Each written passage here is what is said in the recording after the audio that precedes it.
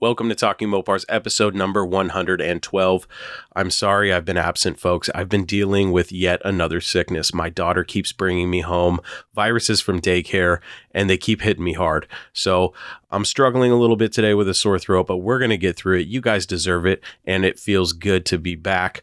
This episode, we're going to share a couple of listener voice messages, and then we're going to get into 10 random Mopar facts. These facts are just fun facts that you may or may not already know, but for the newer listeners and the people newer to the world of Mopar, I think they're fun facts that every Mopar enthusiast should know. And I don't know about you, but I'm ready to get this show on the road. So without further ado, if you are a Mopar enthusiast, then you are in the right place. Don't go anywhere. You're tuned into the best Mopar enthusiast-driven podcast on planet Earth. And I am your host, Chris Albrecht, better known as the Mopar Hunter, and this is Talking Mopars.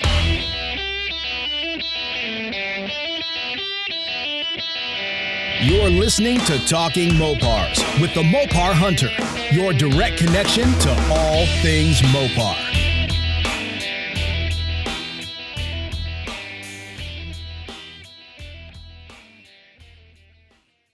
All right, folks, here's the deal. I said we were going to play 2 listener voice messages. One of them was actually more of a personal message, so I'm not going to play that one.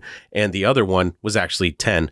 One listener sent in 10 messages. It's a good story, so I'm going to go ahead and splice all those together and tell that gentleman's story. Here's the thing. If you call in and leave a voice message, please give me your name and where you're from so I know who I'm talking to. This listener forgot to leave his name and location in the message, but that's okay. I reached out to him and we found out his name is Caleb and he's local to me from Whidbey Island. Here is Caleb's story.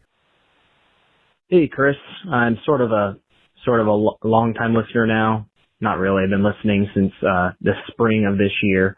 Just kind of wanted to call in and give you my story. And I think I have kind of a unique situation. I'm a young Mopar enthusiast. I'm 24. I got into Mopars when I was, I think, about 13. And to nobody's credit. Kind of funny. I was about 13 and I really found that I liked cars. And I had friends my age. They were into Volkswagens, European cars. I was so sick and tired of hearing about Hondas and Subarus. I couldn't handle it. And my parents, my dad was a Chevy man and my mom preferred Fords. And I guess I just kind of decided that I thought everybody's opinion sucked and that Mopars were the best one out there. Kind of funny. My dad drove a 95 Chevy Silverado and my mom drove a 99 Expedition. And those cars had some mileage on them. And I was really into getting into the Mopars and Mom's Expedition. Any listeners that know about the Triton motors with their habit to shoot spark plugs out of the cylinders, Mom's Expedition did just that. And my parents decided it was time for new cars. And I decided to give them my input and tell them, hey, you should go buy Mopars. And to nobody's surprise but mine, they ignored my advice, as I would not listen to a 12, 13-year-old either. And they went out and bought a 2009 F-150 and a 2012 Focus. And I did what I guess I thought was right for a 13-year-old, and I just talked endless shit. And I continuously reminded my dad that he was driving a wimp truck. His F-150 had the 4.6, and it really couldn't tow shit without the transmission overheating or running out of breath. And the big mouth 13-year-old in the back seat made sure that he knew it. And I remember in about the 7th grade, my shop teacher and math teacher, I went to a pretty small school on Whidbey Island just across the pond from you. He had an early 3rd gen Ram half-ton. And since he was also the shop teacher, he parked that truck, right outside the door. And 7th grade me freaking drooled over that truck. Oh my God. I as far as I can remember, I think that's what really started my love for Mopars. My shop teacher's truck and any Mopar I saw going down the road really just kept my love for Mopars alive. and anything I could find on the internet. I remember just drooling over the LX cars, especially, being my age. I admittedly wasn't into vintage Mopars, didn't really know about them. It was just the new stuff, the stuff that was on showrooms and the stuff that was running around. And then, my older brother, who's 6 years older than me, he got himself a pretty stable job and decided that he didn't want to drive his, shitty Audi anymore, and he wanted an American truck. So, he decided, going with the flow of my parents, unsurprisingly, he decided he wanted an F-150 EcoBoost. And, I remember him and my dad sitting on the couch. Remember, my dad's '09 F-150 had the 4.6 Triton, which sucked. So him and my older brother and my dad were sitting on the couch watching these F-150 EcoBoost videos on the laptop, just drooling over the things. And then there was me standing over their shoulders behind the couch talking endless shit. And to this day, I don't regret it. I told him, I said, you buy one of those trucks, you will regret it. And, he actually, to my surprise, he was living up in Bellingham at the time. We went to visit him, and we pulled into the parking lot of his apartment, and I shit my 13-year-old pants. I couldn't believe it. He had a 2003 Ram 2500 with the 5.7 Hemi. It was leveled. It was on, I think at the time, 35s. He later put 37s on it. And I said, man, you made the right choice. And incidentally, at the later, my dad's '09 F-150 started having a bunch of problems. It hit 30,000 miles, and he ended up putting a new steering rack on it, power steering pump. The transmission issues were getting worse. It started slipping and shifting badly. And my mom's Focus, with I think like 37,000 miles. Anybody who's familiar with the Focuses of those years are infamous for transmission failures. Ford is under a big class action lawsuit because of those. So my mom's Focus also ended up shitting the bed at the same time. And all they pretty much could remember as they were footing the bills for these expensive repairs on their cars that were just outside of the warranty were the annoying 13, and then at that point, 14-year-old.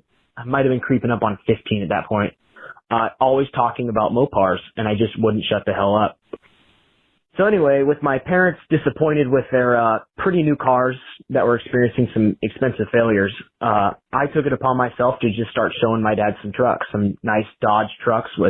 I showed him some Cummins trucks. I remember we went and looked at an '02 half-ton with the 360, which I still think is so cool that those trucks came with those motors for that one model year. Anyway, I finally found a 2012. It was 2013 at the time. A 2012 Ram 2500 with 11,000 miles on it, and it was the same color as the truck you just got rid of, Chris. I think it's called Saddle Brown. His first impression of that color was and then we went down there and looked at it, and he fell in love with that truck. He test drove it. He had to have it. And me, I'm like, oh yeah, I was right all along. I chose Mopars for no reason that I knew of. I just knew in my instinct that those were, Mopars were the best. And he bought that truck, drove it home, and he loved it. It was a 2012, 6.7 Cummins, 6-speed automatic. We put some 35s on that, leveled it. And my mom's Focus, which I actually liked driving that car, admittedly, is a pretty fun little whip. She didn't want it anymore, understandably. So we headed back to the same dealership because my parents had such a good experience there. And she bought it was 2013. It was just about 3 months after my dad bought his Ram. We bought a 2012 leftover Dodge Journey with like 6 miles on it. She, bought that, has the 3.6 V6. She still has, both my parents still have those cars.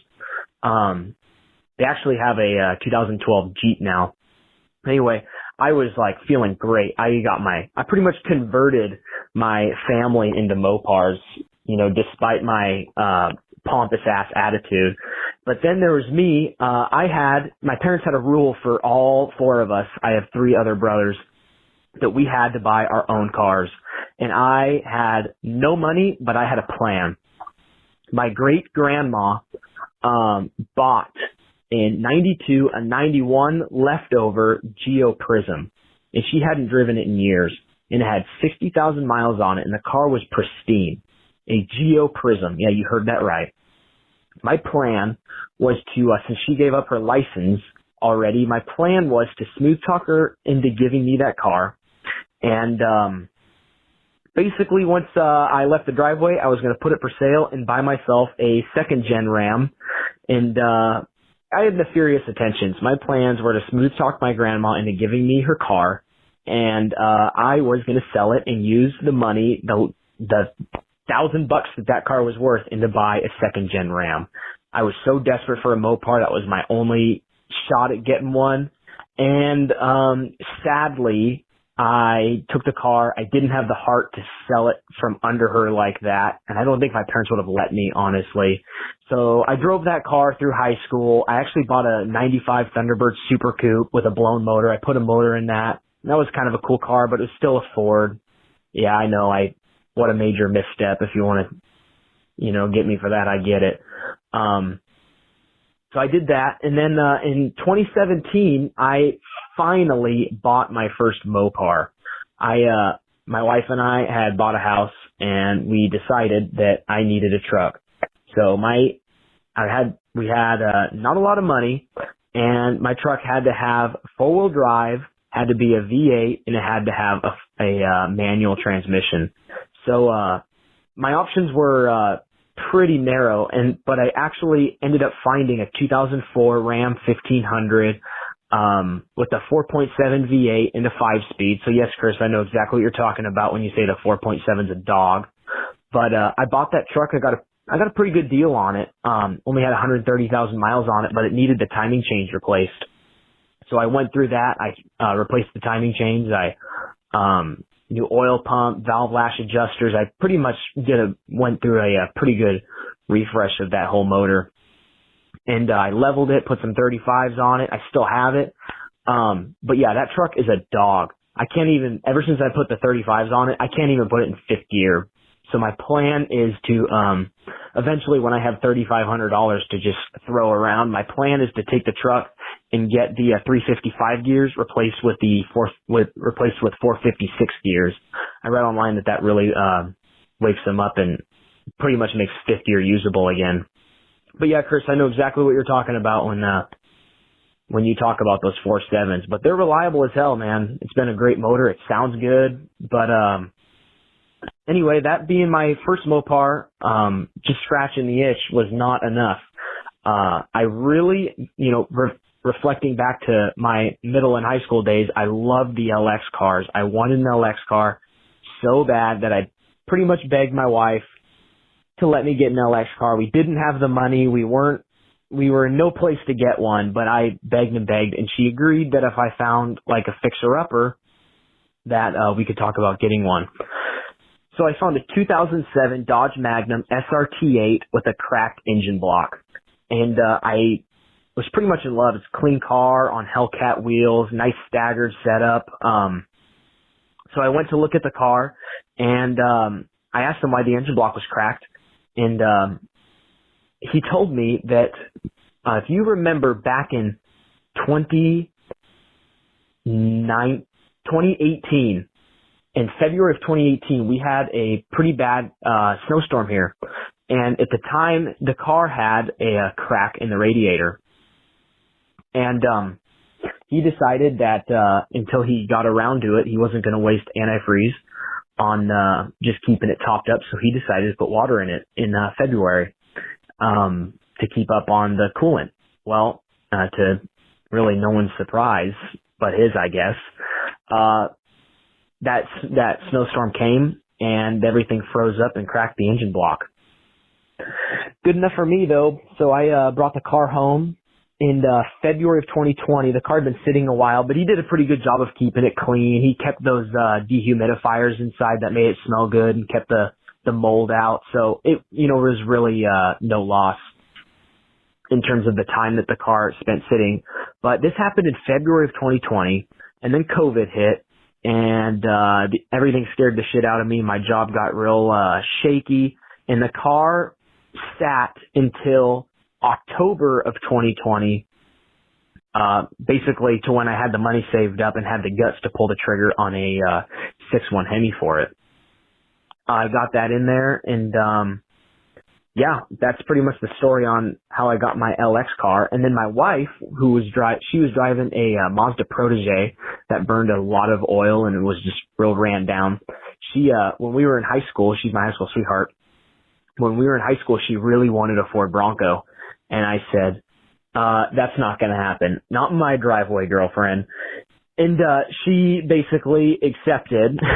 I would have let her get a Bronco, but the thing is I just hate working on Fords so much that I've worked on quite a few Fords, and just the way they're designed, I despise it. So I said, you can get a Bronco, but when it breaks, it's going to be sitting for a long time before I decide to get around to it. But she basically she also wanted a Jeep, so she really wanted a Jeep for all that time, and this last November, pretty much right after I got the Magnum running, we found her sorry about that, my freaking dog. So anyway, in November of 2020, we found my wife a Jeep that was having some issues with having some running issues. It started, but basically was undrivable. And we went out there to look at it, and it's a Jeep Wrangler TJ 97. And we went out there and looked at it, and I noticed when the car was cranking, and if I gave it gas and basically floored it and basically just feathered the hell out of it, the car would barely run. And I noticed that the tachometer was hitting zero, real intermittently. It would hit zero and bounce back while the car was running. And I knew, based off my experience working on cars, that basically the instruments weren't seeing an RPM signal. And after some research, I realized that it needed a crank sensor. So we bought the car, got a screaming deal on that. I put $150 Mopar crank sensor in there, and that thing has ran like a top ever since. I did have to put a radiator in it, but it's got 92,000 miles. Got it lifted 4 inches now. It's on some bigger tires. I got her in a Mopar, and so basically we're all converted into Mopars at this point. And I was at work April of 2021 now. I was at work, and all my coworkers know that I'm a big Mopar guy. They always give me shit about it.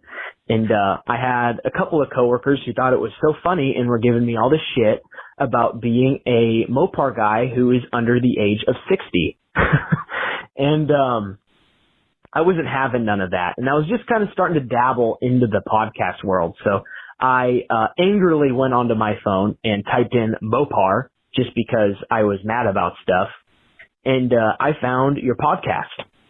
I was like, you've got to be kidding me. I did not think that I would find anything. And I clicked on your podcast, and I opened it up, and you had like, oh my God, 80 some episodes. You're on like 83 or 84, I think.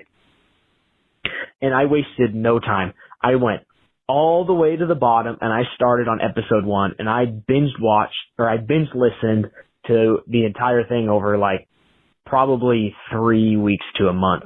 So I've really been meaning to call in and tell you my story since then, but I just haven't gotten around to it. But anyway, when I got to about the 40th episode of the Talking Mopars podcast, I was so sold. I needed a vintage Mopar. I would not shut up about it. The way I was acting, you'd think that I was into vintage Mopars my whole life. Anyway, even though I started as a modern Mopar guy, I always respected the vintage Mopars. Don't get me wrong, but because they were so out of my era, and at this point, Mopars were always so out of reach, I just never even looked into them. But I needed a Mopar. I was going vintage, or I needed a vintage Mopar. I was going vintage Mopar crazy. And so I went on Marketplace, and I started looking, and I found it was either 71 or 72 Plymouth Scamp. And it was a little A-body slant 6, column shift automatic. It was a really rough car. And I actually got a hold of you and I asked you what you thought about it. The guy was asking $5,000. It had been sitting outside. It had rust in it. There was not a straight panel on that car. And, cause I was talking to the guy, I was, really thinking about buying it, cause I had pretty much accepted the fact that these vintage Mopar prices were so expensive. And, you got back to me and you said, hey, no, basically, if you can get that thing for a lot cheaper, like $1,000, go for it. But otherwise, I wouldn't do it. So I took your advice, and then I found a 67 Coronet over in Squim, and for $5,000, same price. I was like, oh my God, what's going on with this thing? Why is it so cheap? I had a 318 column shift automatic again, and I got a hold of the guy, and we worked out a time to meet up. And as I said before, I'm on Whidbey Island, and there is a Coupeville Port Townsend ferry, but that ferry is always booked up, and it's pretty expensive. So I got my parents' trailer, and my dad and my mom came with me and my wife with their truck and trailer, paid for the ferry fare to go from Clinton to Mukilteo. Then we drove down to Edmonds and rode the Edmonds-Kingston ferry, and we drove all the way to so this is $300 in ferry fare, just to put that out there.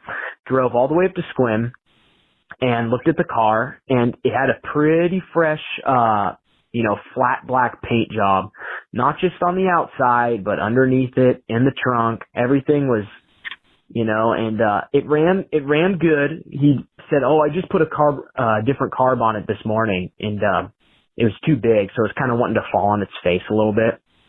And I was like, okay, but I drove it. It drove good, stopped good. And, we decided on, I think we decided on $4,000 or $4,500. And when it came time for him to pull out the paperwork, he, pulled out the title, and it was an out-of-state title from like Illinois or something like that. So that was the first red flag. I'm like, what the hell are you doing in Washington with this car with an Illinois title? I think it was Illinois. It was from far away. And I grabbed the title, and I compared it to the VIN number on the car, and it did not match. It wasn't even close. It did say 67 Coronet, but the numbers just did not match at all. And I was so pissed. I spent all that time, and I waited in ferry lines, waited in traffic, spent all that money on ferry fare, and I called him before we went out there. I said, hey, I just want to make sure that the title is good, all the paperwork is good. And he said, oh yeah, my son bought it as a project, and he never transferred it, but it's been signed by the previous owner, and but it's all good. So I was like, it's kind of a red flag, title jumping isn't really, it's illegal or whatever, but I thought, maybe your son's just an idiot and everything's good. He said the VIN number matches and it's signed, so I thought, fuck it, we'll just go out there and buy it and hope for the best. But with the VIN number not even close to matching the car, I was so pissed. He did not tell me that. I guess in hindsight, I really should have just picked up on that first red flag and said, screw it, this car's too cheap, too good of a deal, forget it. So anyway, went all the way back home, mad as hell, and I was back on the internet, and I was looking at this 73 Plymouth Duster, and that car I had been looking at ever since I started my vintage Mopar search, but the guy was asking $9,500 for it. It was a 73 Duster 318 4-speed car. Looked, like a clean car. The guy said it ran good and everything. And the other car, I was selling a car to make room for this car, and I sold that car. And that day, I checked that Duster listing, and he dropped it $500 to $9,000. And I was like, okay, I'm pouncing on this. I've got to just go look at this car. And so basically, I got a hold of the guy, and we decided to go down there and look at it. And it was a clean car. The thing, ran great. It's got a mild cam in it. I don't know what it has, but it's got, 318 Edelbrock carb, 4-barrel intake, hooker headers, with a mild cam. It's, nothing worth it's not too exciting, but it's definitely hopped up in it, a little bit, and it sounds pretty good. And we agreed on $8,500, whether you think that's a good deal or not. This is Washington. We overpay for everything here. And anyway, the title and everything on that car was good, which I guess is a lot to ask. But the title was good. The car was, it had, the quarters had some rust bubbling going on. The trunk has some surface rust, but the car is, like surprisingly rust free. Like I said, ran super good, drove good, it really needed everything gone through. It needed, it had air shocks that were, uneven. They were tilted. It rode rough. One of the rear tires had an air bubble. It pulls to the right. Needed master cylinder. Just kind of needs, everything gone through, cause, he said it had been sitting in his garage since 2011. And, so I bought that car and, I freaking love it. I have it to this day. So to kind of roll out the red carpet to you, Chris, I'm, a young Mopar guy, and, if it wasn't for your podcast, man, I would still, I'd have the respect for the vintage Mopars like I always have, but I, no doubt I would not have one in my driveway. And thanks to finding the podcast and getting into this scene, and, I love the lives with Johnny Mopar. I've definitely been watching a lot of his YouTube, and, he's into B-body, something that I definitely can't touch with, my budget, but yeah, I'm so glad that basically I found your podcast and you pretty much led me to the vintage Mopar scene, because that kind of what really made me pull the trigger and decide to make the call today was I was catching up on episode 100 and 101, and you guys were talking about how basically how I guess upsetting it is that these young Mopar people are into the new stuff and they aren't into the old stuff. And to kind of be honest, it's, I guess you could say, like, how many of these, of the older Mopar guys that are into what we consider now to be vintage Mopars back then were into the Mopars preceding, those years, 90% of them, I'm sure didn't really care what came before the first muscle car era, so just to kind of, expose that, I'm definitely glad that, I'm into the vintage Mopars now. But I think that you're definitely doing a good thing, Chris. You, Johnny Mopar, and, everybody else, DIY Hemi, doing what you guys can do to, I think the social media is just imperative to getting, keeping these vintage Mopars alive, with, us young people. I think that's definitely a good thing. You guys are doing a really good thing. Just keeping the classics alive that way. One last thing that I wanted to kind of touch on. I think it's so funny that your pet peeve is everybody calling their car a barn find. One thing ever since I got into these vintage Mopars that I have really kind of grown a pet peeve to is, because all these cars have the 5-digit odometers, is all of these, it seems like all these guys are, the vast majority of them love to put in their ads, 80,000 original miles, 30,000 original miles. And it's like, that's a 5-digit odometer. Unless you have the maintenance records to prove that those are original miles, I think it's really safe to say that those are not original miles. I just wanted to, that's kind of my pet peeve that I've really found, ever since I got into these vintage Mopars. Sorry for the long call-in. I just kind of had a lot I wanted to say, and don't feel like you can't edit out anything that sucks or is repetitive. I'm definitely not known for being a good storyteller, but love the podcast, Chris. Keep it up, and look forward to hearing you for much longer to come. All right, bye. Hey, Caleb, thanks for sending in your story. I thought it was hilarious that you decided to go against the already split household and become a Mopar enthusiast. It could not have been easy living with a Chevy dad and a Ford mom, and I imagine that the dinner conversations were quite interesting. I also think it's great that your shop teacher was one of your inspirations with his Dodge Ram. That's really cool. You made me laugh when you talked about giving your parents shit about their vehicle choices, and I probably would have done the same thing. There was a period of time where my dad started buying Chevys, and what I always thought was interesting was that he always talked about his love for his old Mopars and how he wished he had never gotten rid of them. So I really didn't give him too much shit about the Chevys, and they were actually, they treated us okay, but Mopars is where it's at. It's always been where it's at, and I've always wanted to get a classic Mopar. Now I have a couple of them myself. sometimes you have to take matters into your own hands and try to influence people in your life to become Mopar people. And that's what you did with your folks, which I think is awesome. I try to do that in my daily life and with my friends and family that aren't Mopar enthusiasts. But the fact that your parents were Mopar converts because of you is pretty damn cool. Sometimes along the path of life, you end up driving other vehicles, but a true Mopar enthusiast will always end up behind the wheel of a Mopar. I truly believe that. And that's why I try not to judge people when they have to drive something else in their lifetime. Lord knows I've owned quite a few non-Mopars myself. My lessons owning them all were that they were all a waste of time and money because the end game was always to be in a Mopar. So any amount of time or money I spent in anything other than a Mopar was a waste of time and money. And dude, I love Magnums. I think the Dodge Magnums were awesome cars, and my only complaint about them has always been that the front ends just weren't as stylish as the 300s or Chargers, in my opinion. And I actually wish that they still produced Magnums. I know there's a guy out there grafting the wagon section of a Magnum onto a new Charger, and I think it's absolutely badass. You need to go check it out if you haven't seen it. The LX platform is a great starting point for a modern Mopar project car. I have no issues with the LX cars. I would love to find a police interceptor Charger someday to play with. I think that would be a fun project.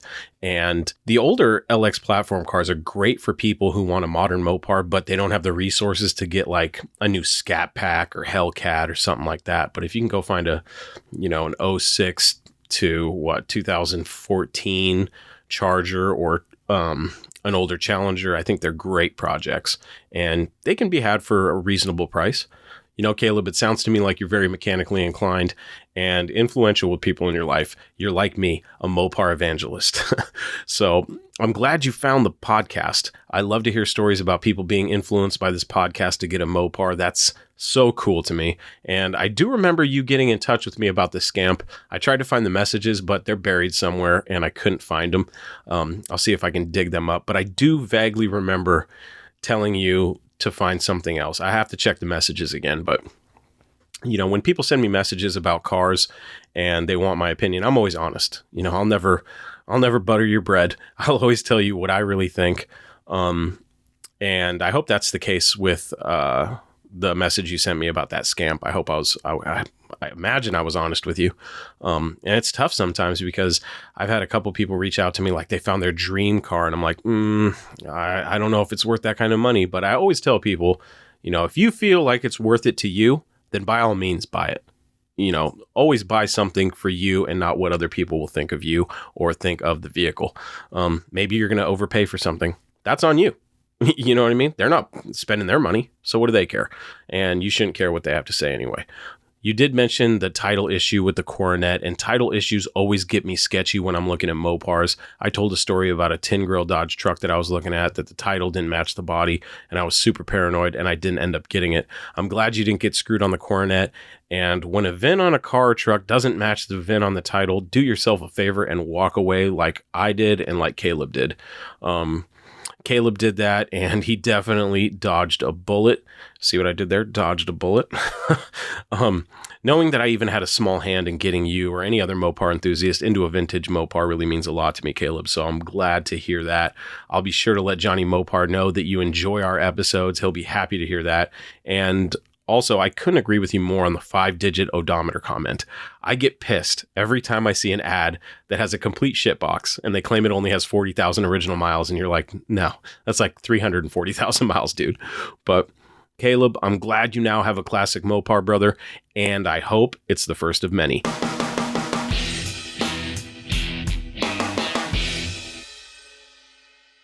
I thought it would be fun for this episode just to share 10 random Mopar facts with you guys. Now, I realize that these facts are likely old news to some, if not most of you. However, I do know that there are plenty of enthusiasts new to the world of Mopar and new to this podcast, and I want this show to be all-inclusive. You don't have to be a Mopar expert to talk Mopars here. And look, I'll be the first to admit that I'm no expert, but I've always said that learning new things is a big part of the fun for me being a Mopar enthusiast, and I hope these facts will be fun to learn for those of you new to Mopars that may not know them already. I'd really like to get back into the Mopar history episodes, and I think this may be a fun way to get the ball rolling again on that, so here we go. These are 10 random facts that you may or may not know about Mopars. Number 1. In 1969, if you ordered a Dodge Coronet RT, you only had two options for an engine. Your only choices were the standard 440 Magnum and the optional 426 Hemi. Number 2. For Plymouth in 1971, the 446 barrel was rebadged the 440 plus 6 and lost 5 horsepower, going down from 390 horsepower to 385 horsepower. Number 3. The 1967 Coronet RT was the first road and track trim package for Dodge. Number 4. The 1966 Dodge Charger wasn't actually intended to compete with the likes of GM Supersports, GTO, and the like. It was actually intended to compete with Buick Rivieras and Ford Thunderbirds. Yes, even considering that 426 Hemi was in fact an optional engine that you could choose. Number 5. From 1972 through 1974, any Plymouth Roadrunner with the 440 big block option was automatically branded as a Roadrunner GTX. Number 6. The first time you actually saw Chrysler Corporation use the words Roadrunner wasn't actually for the Plymouth Roadrunner at all. In 1967, a magazine ad for the new Coronet RT featured the words Roadrunner.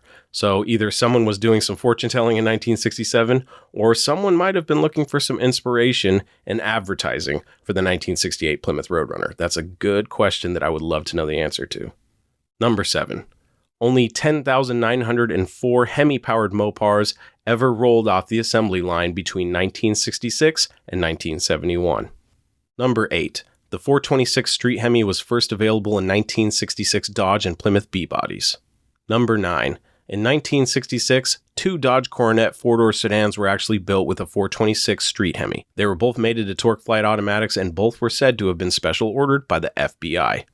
And finally, number 10, while the most common nickname for the 426 Hemi is the Elephant, it did have a few other nicknames. Those nicknames were King Kong, Orange Monster, and Boss Hoss. And those were 10 random Mopar facts that you may or may not have known, but now you do. Thanks for listening, guys. No Mopar left behind.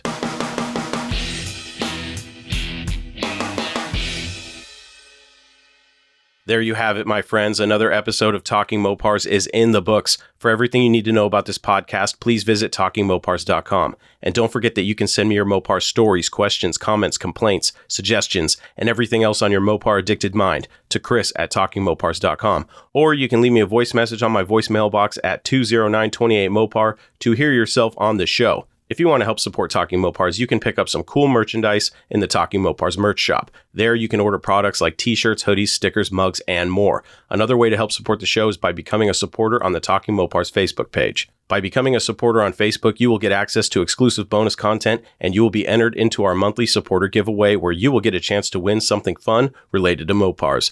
That's it, my friends. Until we talk again, I am your host, Chris Albrecht, and that was Talking Mopars.